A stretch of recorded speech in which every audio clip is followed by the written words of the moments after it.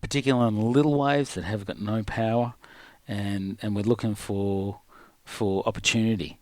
So just to get that momentum going, that will carry you into the next turn. So with a finer view for that and a finer eye for that, we get to sort of, understand water movement. That's that much better, because a lot of surfing is all about understanding water movement and making it second nature. So you're almost looking for the smaller waves and ripples on the small wave. We're kind of looking for water movement to catch. We're looking for that sort of change in light on the water, the way the light's bouncing off the water, and then you get that moving lump. It can mean a bump coming the other way from a wind chop, or something doubling over itself, sort of doubling up on itself. That's a quote from Tom Carroll back in episode number 2. And that one little piece of advice, that perspective change, it truly was a major turning point in my own surfing life. Just really starting to look at the finer details and the way the water moves and the way that waves interact with each other.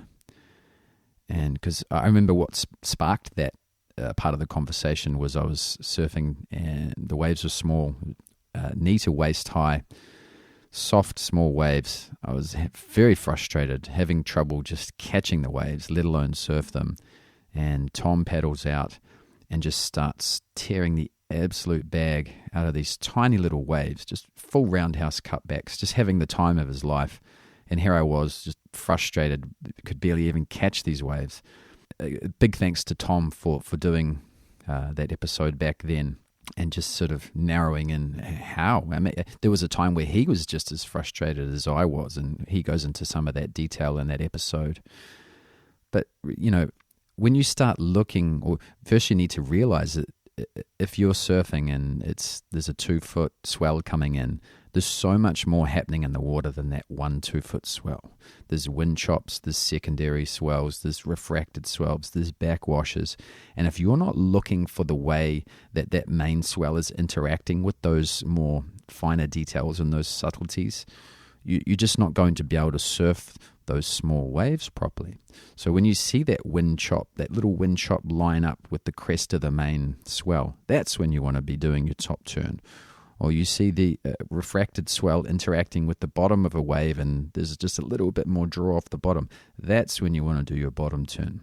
An analogy I sometimes use with clients is the downhill mountain biking one, which the downhill track itself may be 2 foot wide.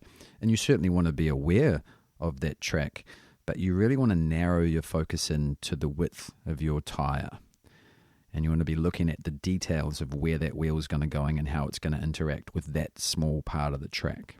So I urge you, next time you go surfing, just look at the finer details on the wave.